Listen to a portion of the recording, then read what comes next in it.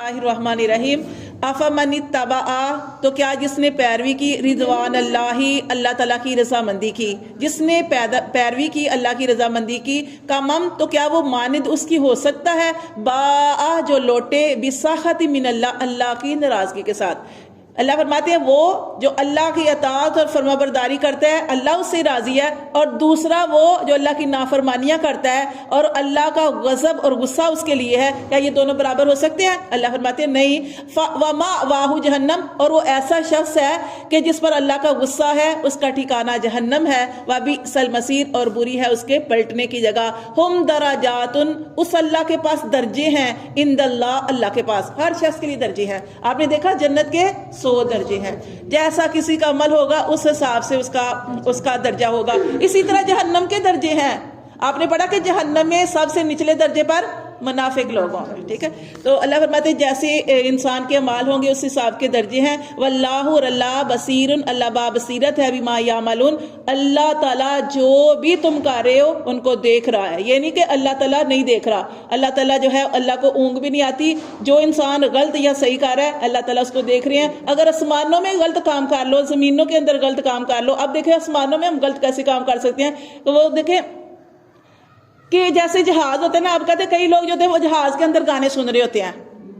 ٹھیک ہے؟ اب دیکھیں ہم مطلب کہ اسی طرح جہاں مرضی چھپ کے کوئی گناہ کر لو اللہ تعالیٰ کی ذات جو ہے دیکھ رہی ہے۔ وہ کہتے ہیں ایک دفعہ کیا ہوا کہ کوئی شخص گاڑی کے اندر، اکثر گاڑی کے اندر گانے لگے ہوتے ہیں، گاڑی جو تھا وہ چلا رہا تھا، اس کی گاڑی تباہ ہو گئی لیکن وہ مر گیا لیکن اس کے گانے چل رہے تھے،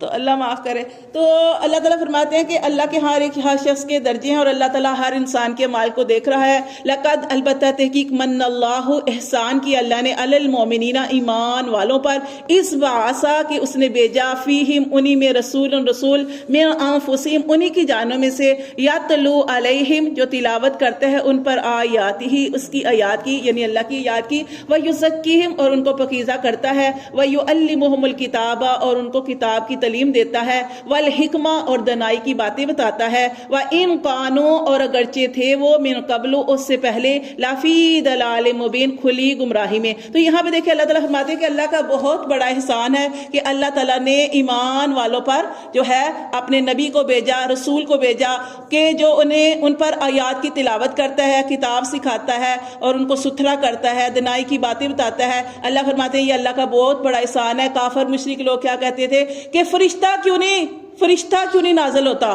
یہ کتاب عام آدمی پر کیوں نازل ہوئی؟ یعنی آپ صلی اللہ علیہ وسلم تو نعوذ باللہ خاص تھے،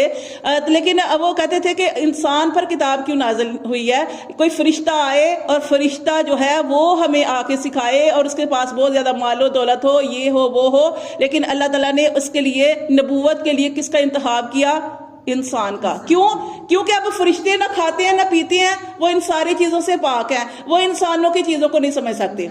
ٹھیک ہے؟ انسانوں کی باتوں کو، انسانوں کی ساری چیزوں کو کون سمجھ سکتا ہے؟ انسان ہی۔ اس لیے اللہ تعالیٰ نے